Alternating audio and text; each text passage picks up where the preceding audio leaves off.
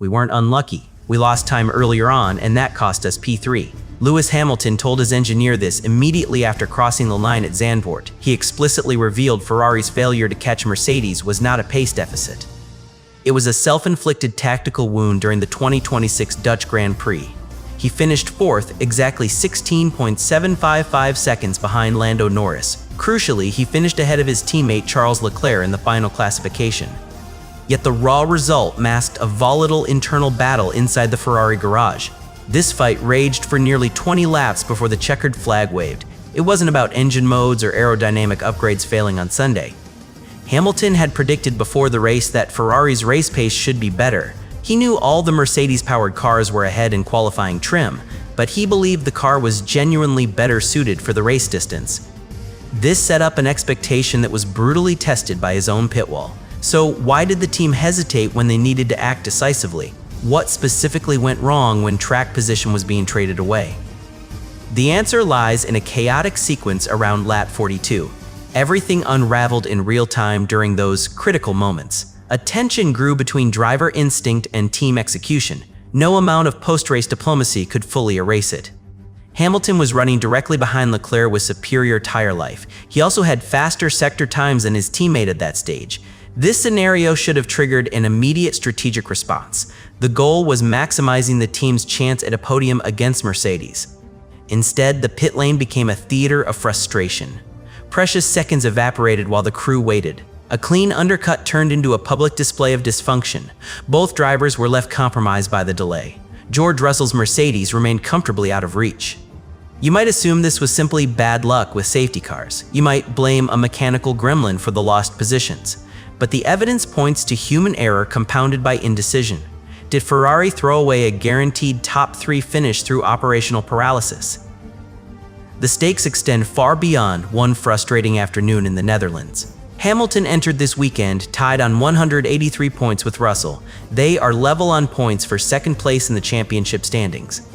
Russell is currently ranked ahead only on countback. Every single position lost to strategic hesitation impacts his title fight. Margins are measured in fractions during the 2026 season. The obvious explanation doesn't hold up under scrutiny here. There is no confirmed technical failure cited in the reports. No power unit penalty explains the loss of performance. No setup disaster explains why the swap failed. Hamilton had called the car completely different just 24 hours earlier. He said the team had flipped the car on its head. Suddenly, it couldn't execute a basic driver swap when it mattered. The gap to Mercedes wasn't created on the straights. It wasn't created in high-speed corners where power deficits manifest.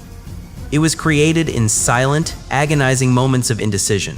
The team failed to trust its own data. They committed to a decision too late to matter. We know Hamilton qualified 5th and Leclerc qualified 6th. That mirrored their final finishing positions exactly. The underlying performance hierarchy never actually changed from Saturday. Yet Ferrari found themselves trapped in a frustrating paradox. Having 2 competitive cars resulted in neither achieving true potential. The missing piece isn't speed. It is something far more fragile. It is much harder to fix before the next race. That post-race radio message was not a moment of venting. It was a precise forensic diagnosis delivered in real time. Hamilton stripped away every possible excuse before the car even stopped. He refused to blame tire degradation curves or wind shifts. He refused to cite traffic management issues in Sector 2. The target of his frustration was singular and specific. Lost time earlier on is a quantifiable metric in Formula 1. It refers to exact tenths surrendered during that botched swap sequence. Those tenths compounded with every subsequent lap. By the time Russell crossed the line, the gap was insurmountable. Third place was mathematically gone long before the final stint. This distinction matters because it redefines the entire weekend narrative. We are not discussing a car that lacked ultimate pace. We are discussing a team that failed to deploy its available pace. The podium spot wasn't taken by superior engineering from Mercedes, it was surrendered through operational hesitation. Consider the championship context surrounding this admission. 183 points separates ambition from reality right now. That number ties Hamilton and Russell for second in the driver standings. Countback currently favors Russell due to previous results. A third-place finish at Zandvoort would have broken that tie. It would have shifted momentum heading into the final races of 2026. Instead, fourth place cemented a deficit born entirely from strategy. Hamilton knows exactly what P3 required. He lived those missing seconds inside the cockpit. His engineer heard the resignation in his voice. There was no ambiguity about the cause, no suggestion that fresher rubber could have saved them later. The damage was structural and irreversible by lap 50. This level of clarity is rare in modern F1 analysis. Drivers usually hedge their bets after difficult races. They mention multiple contributing factors to avoid internal conflict. Hamilton bypassed all diplomatic filters completely. He placed the responsibility squarely on execution timing. The phrase, "we weren't unlucky," carries enormous weight here. Luck implies external variables beyond anyone's control. A sudden rain shower is bad luck. A rival's unexpected failure is good luck. Neither applied to Ferrari's situation at Zandvoort. The team controlled every variable in that pivotal moment. They chose when to call Leclerc in. They chose how to manage the track position dispute. They owned the 3.4-second stationary time that followed. These were active decisions made under pressure. Calling it anything other than self-inflicted would be dishonest. Hamilton's refusal to use the word lucky protects the team from false hope. You cannot fix bad luck through better processes. You can absolutely fix hesitant communication protocols. You can streamline decision trees for dual-car scenarios. His bluntness forces accountability rather than allowing comfortable excuses. So where does that leave us regarding Ferrari's true ceiling? If the tactical delay cost P3, then P3 was achievable. The car possessed sufficient performance to match Norris. It had enough speed to challenge Russell's Mercedes. Qualifying trim deficits against Mercedes power units were expected. Race pace superiority was anticipated and partially validated. The limiting factor was never mechanical grip or straight-line speed. It was the human element connecting driver intent to pit wall action. This realization is both encouraging and terrifying for Maranello. Encouraging because hardware limitations require months of development. Terrifying because software and protocol fixes demand immediate cultural change. Hardware is predictable. Human decision-making under stress is volatile. Hamilton identified the exact fracture point in their operation. Now the question becomes whether they can repair it before points slip away permanently. All the Mercedes-powered cars are ahead, and we know we have a bit of a deficit on power, so I think our race pace should be better and the car is better for the race. Hamilton spoke these words before the lights went out on Sunday. He had just qualified 5th behind 4 Silver Arrow machines. Leclerc sat directly behind him in 6th. The gap to pole was significant enough to raise eyebrows across the paddock, yet his pre-race assessment remained remarkably calm. He called the qualifying deficit nuts but separated it entirely from Sunday expectations. This distinction between single-lap trim and race management is critical. Qualifying demands peak electrical deployment and low fuel loads. Race pace rewards tire preservation and consistent mechanical balance. Ferrari's setup work had specifically targeted this second category. Engineers had flipped the car on its head since Friday practice. Setup changes made it feel completely different by Saturday afternoon. That transformation gave Hamilton genuine confidence despite the grid position. He knew the Zandvoort circuit punishes straight-line speed deficits heavily.